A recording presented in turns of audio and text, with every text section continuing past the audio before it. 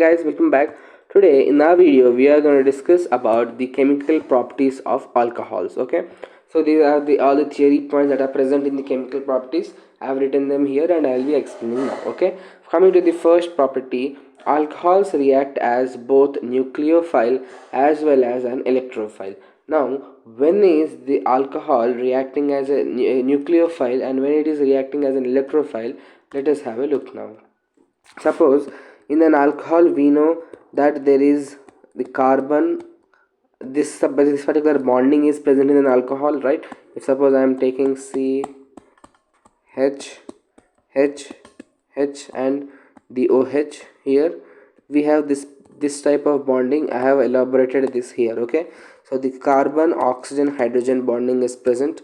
Now if suppose the carbon and the oxygen bond is broken in the chemical reaction, if the carbon and oxygen bond is broken in the reaction, then this alcohol is acting as an electrophile. Okay, when the carbon and oxygen bond is breaking, then this particular reaction is nothing. In this case it is acting as an electrophile.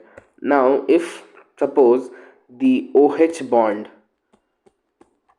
here is breaking, the OH bond is breaking, the CO bond is remains normal, the OH bond is breaking, then it is acting as a nucleophile. Okay, when the CO bond is breaking, it is acting as an electrophile. When the OH bond is breaking, it is acting as an nucleophile. Okay, this is the first point. Next, coming to the order of acidity of alcohols.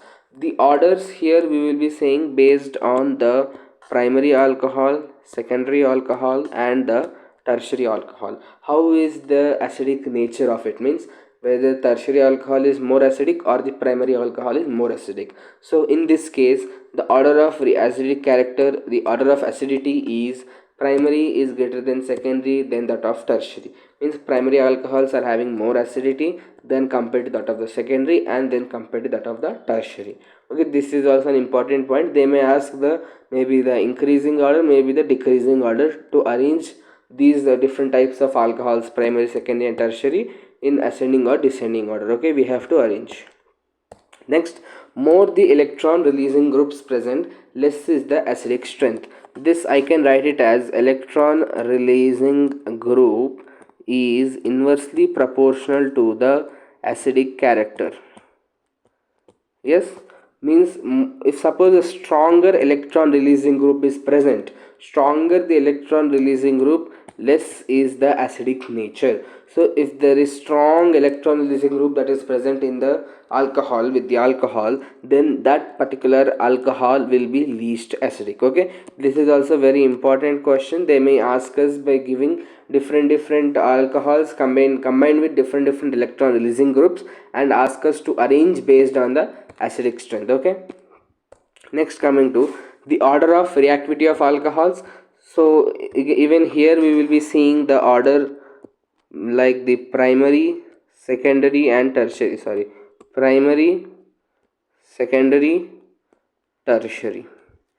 Okay, here now in acidity it was primary was more acidic, but here the order is ulta, that is tertiary is more reactive, tertiary alcohol is more reactive than compared to that of the secondary alcohol, then compared to that of the primary alcohol. Okay, so even they will ask questions based on this. They will be giving these type of alcohols and asking you to arrange them based on the maybe based on this logic, that is which is more reactive, tertiary, secondary and then primary. We have to arrange based on this order if they are asking for the reactivity of alcohols. Okay, next, coming to tertiary alcohols do not undergo oxidation reaction with KMnO4, or you can even say K2Cr2O7.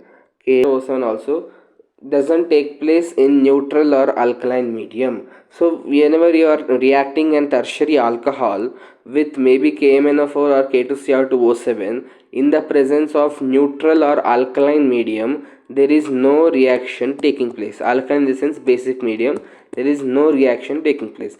But if the same tertiary alcohol, if you are reacting it with KMnO4 or K2Cr2O7 in the presence of acidic nature, then it is reacting. So this particular tertiary alcohol is reacting with KMNO4 or K2Cr2O7 in acidic character or in acidic nature, but not reacting in the neutral or the basic nature. Okay, this is one point. Now, dehydration of alcohols often give alkenes derived by rearrangement of the carbocations. So dehydration of an alcohol is giving alkene. How it's giving alkene? By the mechanism of rearrangement of the carbocation. And the ease of dehydration is tertiary, secondary, and then primary. Means tertiary alcohol is easily able to dehydrate then compared to secondary and then compared to that of the primary. This is also very important concept. Out of all these slides, this is very important, the Lucas test, which will help us to distinguish between the maybe primary, secondary, and tertiary alcohols. How you are able to distinguish between the primary, secondary, and tertiary alcohol? Here, this is the Lucas reagent. These two, that is concentrated HCl and anhydrous ZnCl2, we will be using together, and these together are called as the Lucas reagent. These two we will be using in the combination and react with different types of alcohol. Suppose if I am having three different containers, and now how do I distinguish between these three containers as which is having primary alcohol, which is having secondary, and which is having tertiary? Means based on this phenomena, that is cloudiness.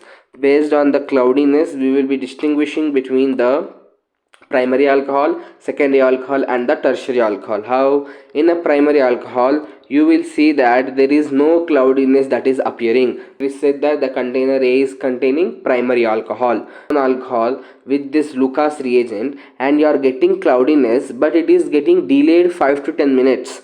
If it is delayed 5 to 10 minutes, that indicates that you are having a secondary alcohol with you. And if suppose an unknown alcohol, other unknown alcohol in other beaker, it is also reacted with the Lucas reagent and it is producing the cloudiness immediately, then it indicates that you are having a tertiary alcohol. So based on this cloudiness phenomena, we are able to distinguish between the primary, secondary, and the tertiary alcohol. Okay, here the most important thing that you have to remember is the Lucas reagent. What is the combination of the Lucas reagent? You have to remember. And then what are the conditions, like how is the Lucas reagent reacting to different types of alcohols, is what you have to remember. Okay, so this is about the chemical properties of alcohols, and in my next video we will be discussing about the chemical reactions involved in the alcohols. Okay, thank you for watching.